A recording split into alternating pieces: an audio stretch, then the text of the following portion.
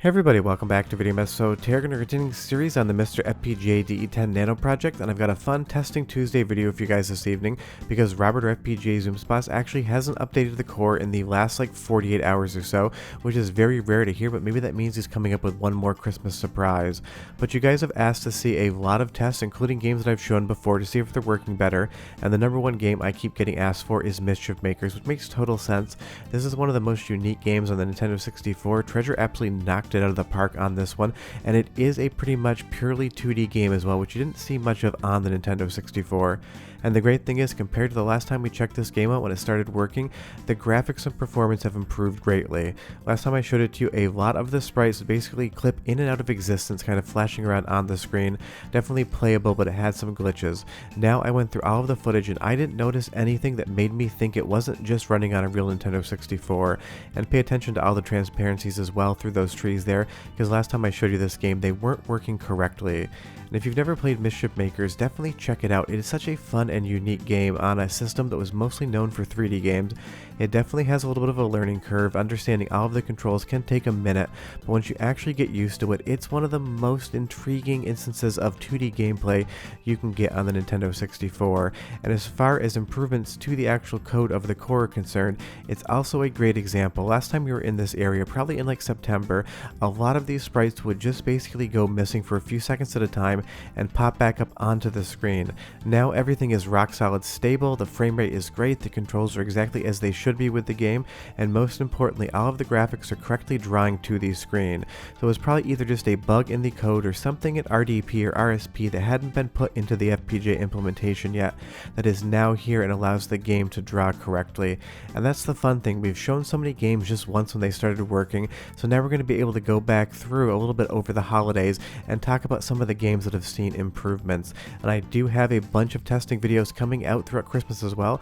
I know a lot of people have time off, so I'm trying to stack them up to make sure I give you guys something extra to watch on Nintendo 64, because Robert FPGA Zoom Spots has stated he's taking a Christmas break, so we really shouldn't expect to see any cores from probably like the 17th of December, maybe through January into the new year.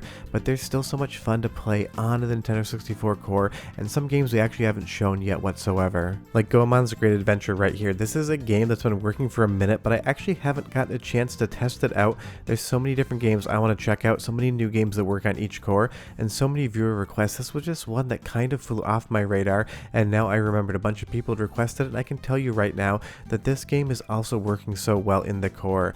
Now, a lot of people know Mystical Ninja versus Goemon's Great Adventure, and I would say that Mystical Ninja is the better of the two games. You can leave me a comment down below and tell me what you think. But this game is no slouch either. It's like a 2.5D side-scrolling beat-em-up game with a lot of platforming, and because of course it's Goemon, it's going to be a ton of fun. And the great thing is, it's probably a game that not as many people have played compared to the original 3D game on the system. So it's another one of those games over Christmas. Maybe you should check it out. It's not a long game, and I do know that I believe this is completable from what I've heard on Discord. And it's just such a great time. It kind of reminds me of Kirby 64, except not made by Nintendo. And Konami supported the Nintendo 64 a ton back in the day, and this was one of the better games on the system. From the graphics to the control to the sense of humor that this game has, it's an absolute 10 out of 10 in my book, and it's another game that you guys have been asking me to show that I just kept forgetting to include in a video, so I'm rectifying that situation now. And I love that you can actually get steeds in this game. This pony here just turns around and kicks, and his leg becomes massive. It doesn't make much sense whatsoever, but the best part is it doesn't need to. It's just a ton of fun, and it is working here on the current core. And that's the great thing with the Nintendo 64 core booting every single game in the retail library, and so many of them being playable. You can probably check out some games over the holiday that you've never actually gotten a chance to play before. But I will say this game has an awesome soundtrack with great voiceover acting as well, so go ahead and listen for like 45 seconds. I'll be back with more tested games. What?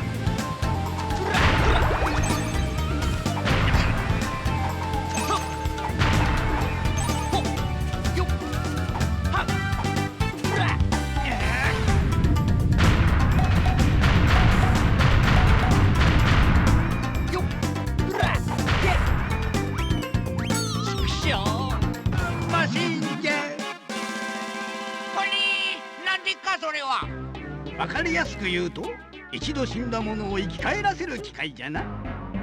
というと、オイラのご先祖の五右衛門様に会えるってのか？わてのご先祖のジェームス・デイン様にも会えるというわけでな。その通りじゃ。ゲームスデインはともかく。 Now moving on to a game that just recently got an English translation, which means it's finally going to be playable for everyone, including people playing on MiSTer FPGA, is Gitter Love. This was made by Hudson Soft, and it's basically Mario Party with a dating simulator on top of it, which means it's either going to be your new favorite game or you're not going to be interested in it whatsoever. But it's got some great graphics, it's got an awesome soundtrack, and it is another game that's working on the current core. And I actually seen an outside amount of requests to see this game even before it was in English, so there must definitely be some fans out there for it, because there are some games that were Japanese exclusives, not a ton, but there are a few, and getting something like Gitter Love in English is always a fun time.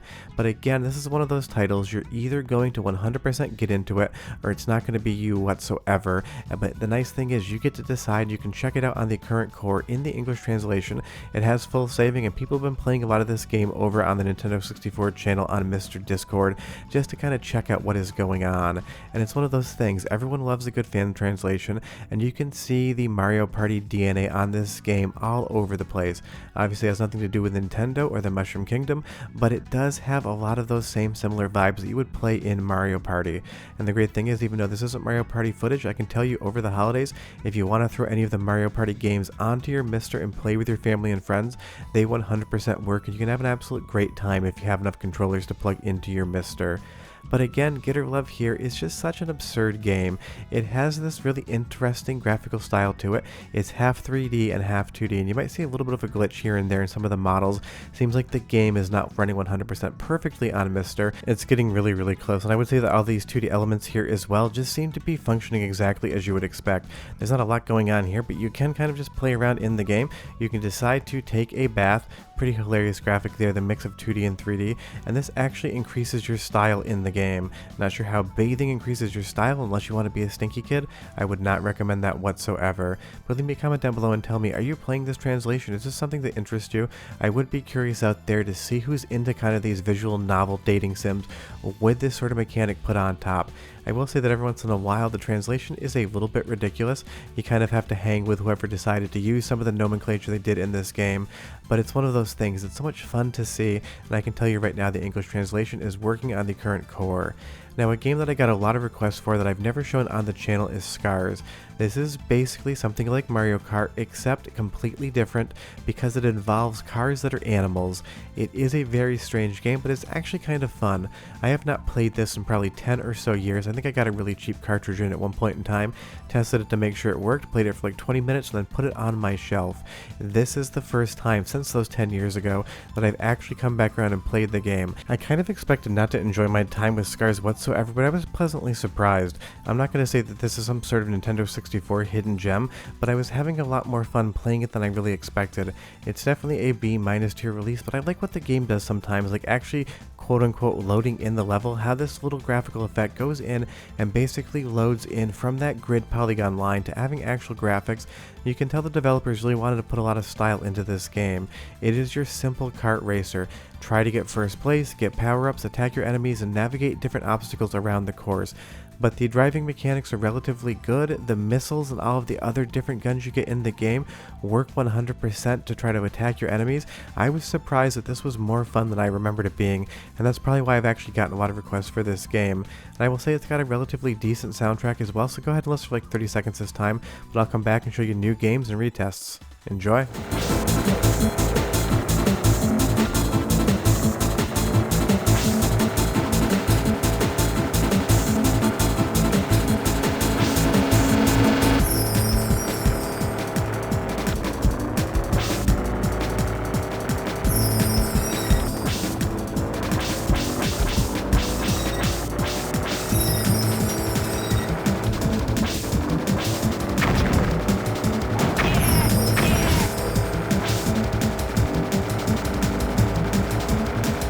It's kind of a fun soundtrack and it's kind of a fun game. It's definitely not going to replace stuff like Diddy Kong Racing or Mario Kart 64 anytime soon, but if you're trying to find a new racing game to play on the core over the holidays, you could do worse than Scars. And like I said, sometimes my memory is not great. I remember the last time I played this game really not being into it, but here on the core it is more charming and more fun than I remember.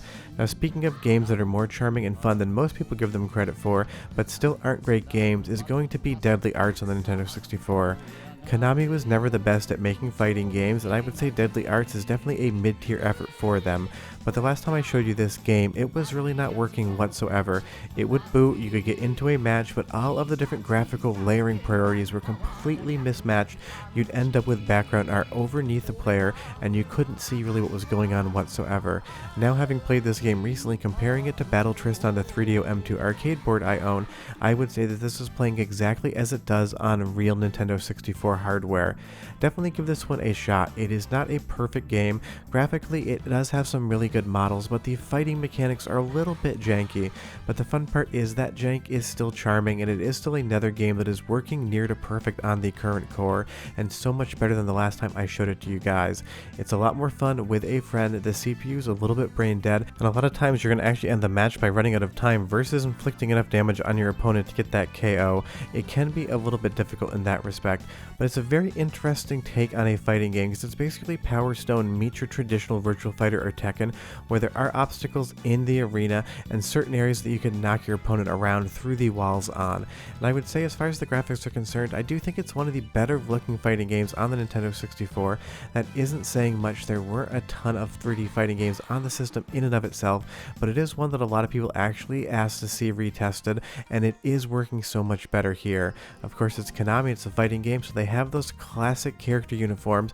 Not sure who would fight in anything like a leather leotard, but it is here for you guys to see, and it does work currently on the core. And it's one of those things, there's so many different games on the Nintendo 64, but most people only know like 15 or 20 of them. So being able to play something like Deadly Arts is a good time. You get to check out what else is going on in the Nintendo 64 library back in the day, because this was not a common game in North America, and it's definitely not a cheap game anymore either. I'm assuming most people actually didn't have this back when it came out new, but leave me a comment down below and tell me if you own Deadly Arts, if you had it back in the day, or if you played it recently, or if you plan on playing it because of the core. But again, the last time we showed this game to you, it definitely booted, but I would not classify it as playable whatsoever. Now today on the current core, it's 100% playable. You can see the credits scroll, you can beat the boss, you can do everything you want to in the game, and that is a marked improvement compared to last time. But hopefully Robert has one more update in him for Christmas before he takes that break. But of course he promises one playable game by Christmas, and we're all still waiting to find out what that one game is going to be. All jokes aside, the absolute metric ton of progress he has made on this core in 2023 is wild, and I can't wait to see what 2024 brings. After that break, I'm sure he's going to be right back to working on some MiSTer FPGA fun. But if you want to see any more tests before the end of the year, leave me a comment down below. Tell me what games you want to see, because I'll probably make one or two more of these before I go on my Christmas break and stop making videos. Short of that, go play some games, and I'll see you next time. Bye bye.